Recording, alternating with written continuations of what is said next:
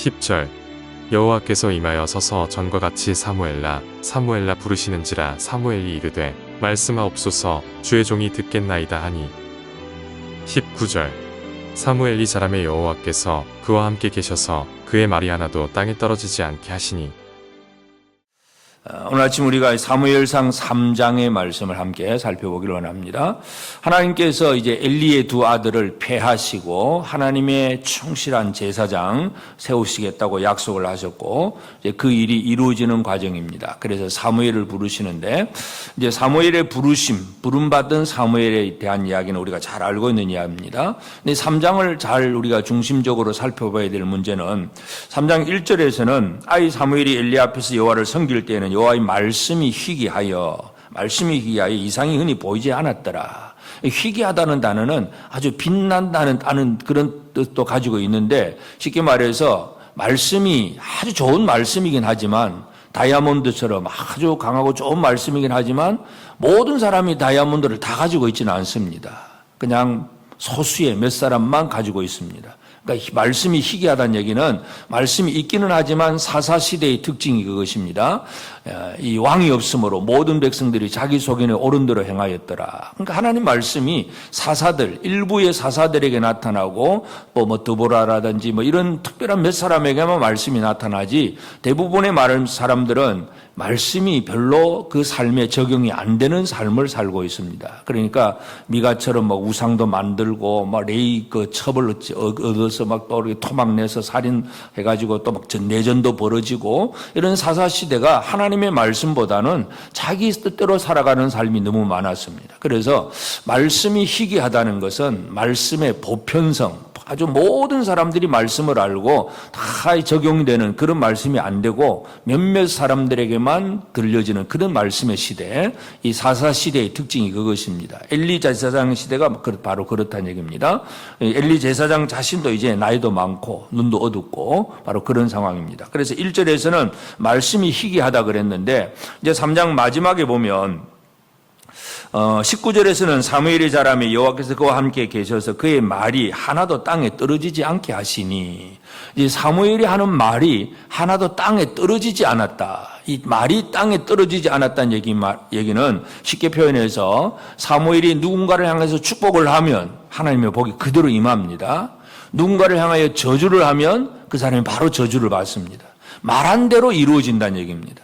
그러니까 말씀이 희귀한 시대에서 이제 말씀이 막 모든 사람들에게 적용되기 시작하는 그런 시대가 바로 이제 사무엘의 시대가 시작되었다는 걸 알 수가 있고, 마지막 절도 마찬가지. 여호와께서 실로에서 다시 나타나시되 여호와께서 실로에서 여호와의 말씀으로 사무엘에게 자기를 나타내시니라. 처음에 한번 어린 사무엘을 불렀지만 이제는 실로 성막에서 다시 하나님이 말씀으로 자기를 나타내시니라.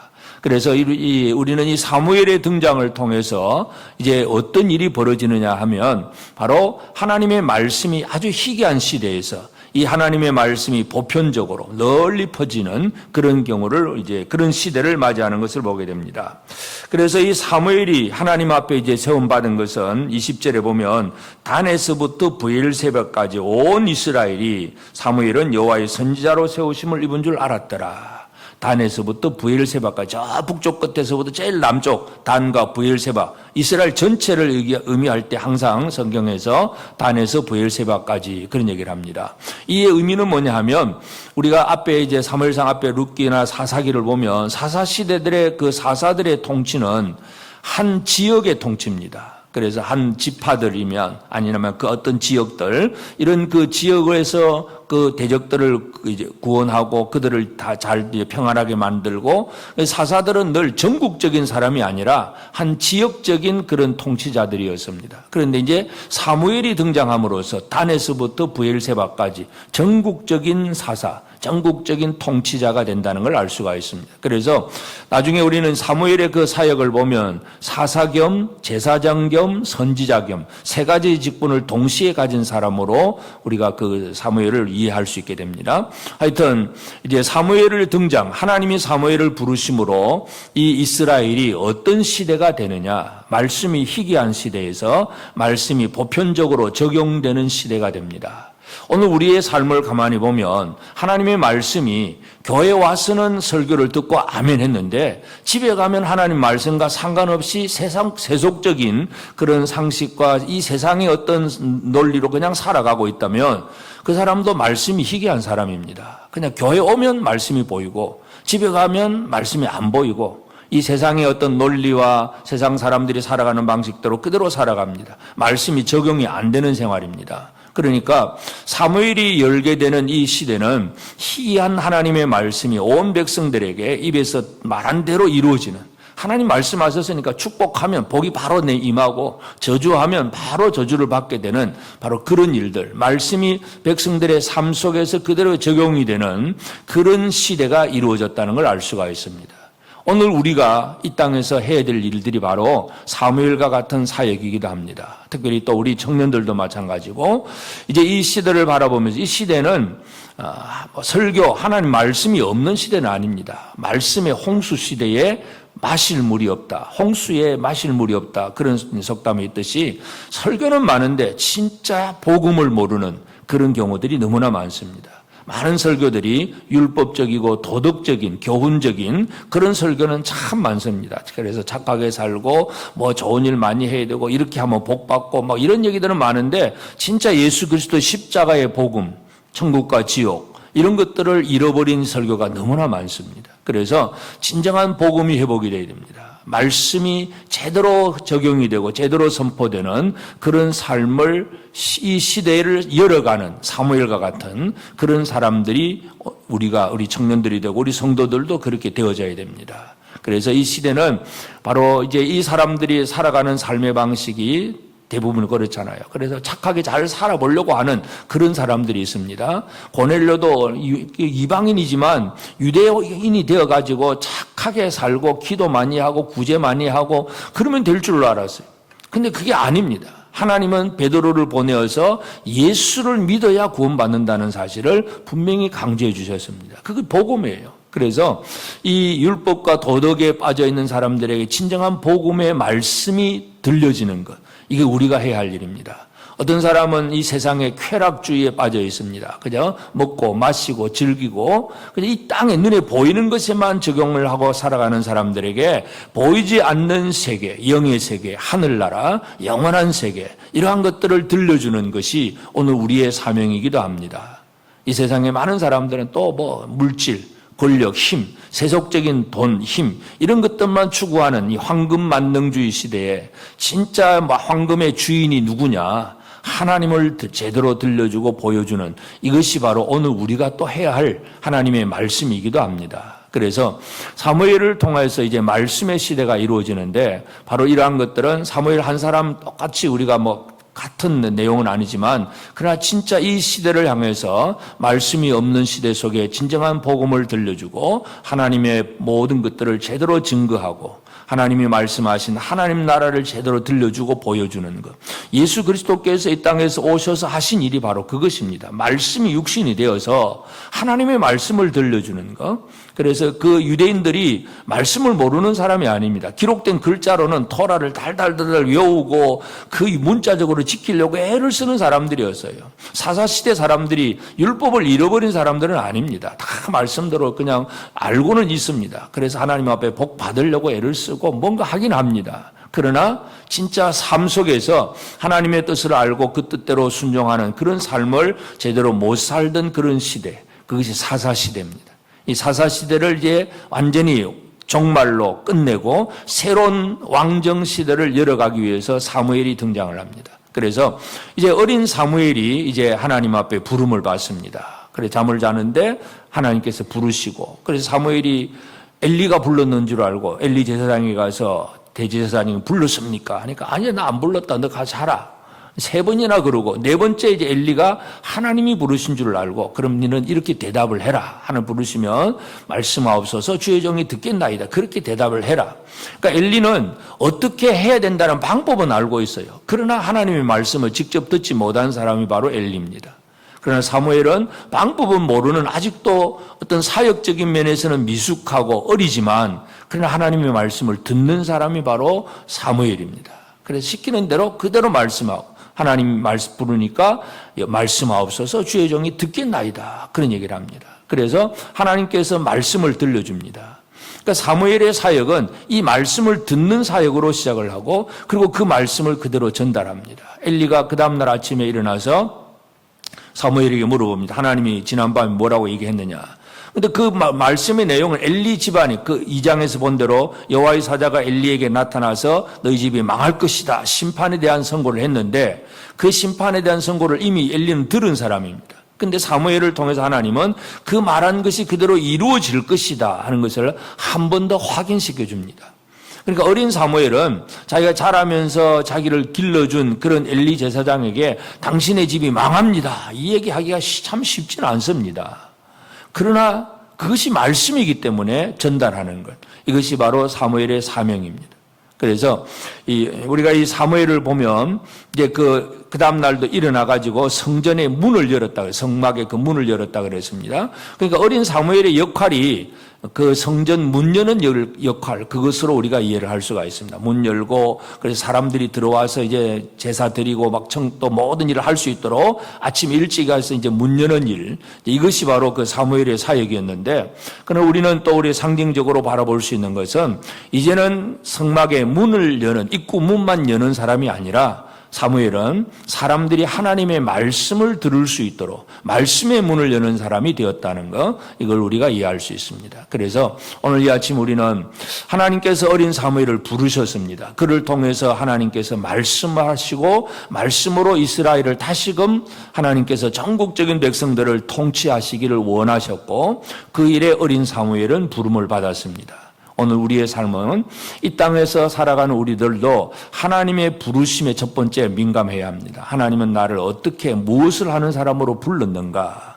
부르심이 분명해야 됩니다. 소명감이 분명해야 되고 그래서 하나님이 원하시는 곳에서 하나님이 보내어 가서 하라고 하신 그 일을 그곳에서 감당하는 그런 삶을 살아내는 것이 우리가 해야 할 일입니다. 그래서 사무엘을 통해서 이제 이스라엘 나라 안에는 말씀의 시대가 시작이 됩니다. 그래서 말씀이 희귀했던 시대가 아니라 이제는 말씀이 전국적으로 편만하게 잘 퍼져가고 많은 사람들이 말씀으로 자기 삶에 적용을 해야 되는 그런 시대로 시작이 되는 것처럼 오늘 우리가 아까도 말씀드렸듯이 우리가 살아가는 이 시대에 말씀은 많은 것 같지만 복음이 없는 시대입니다. 율법과 도덕은 많고 뭔가 또 어떤 물질적인 거, 복 받는 거 뭐 이런 것들은 많은데 진짜 예수 그리스도의 십자가 희생, 이 십자가와 부활 이런 것들을 잃어버린 시대, 기독교인들이 바로 이러한 능력을 잃어버렸으면 그냥 엘리 제사장의 시대로 살아가는 것입니다. 우리 모두가 다시 한번 가정에서나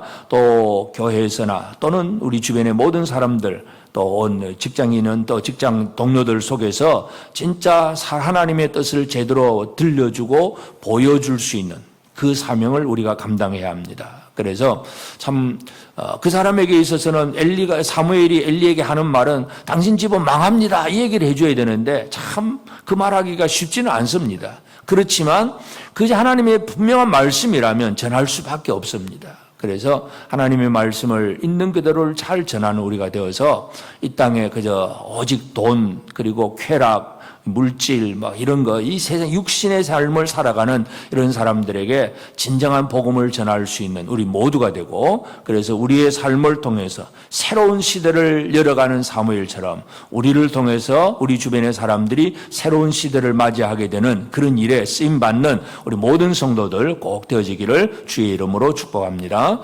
기도하십시다. 이제 오늘 받은 말씀으로 함께 기도하겠습니다. 하나님의 말씀이 교회에서 듣는 설교로 그쳐서 희귀하지 않게 하시고 내 모든 삶의 전반 즉 가정 직장에서 타인과 함께하는 삶에서도 말씀이 적용되게 하옵소서. 하나님의 부르심에 믿음과 순종으로 대답하는 사무엘처럼 오늘도 하나님께서 보내신 곳에서 하나님께서 하라고 하신 그 일을 잘 감당하게 하옵소서.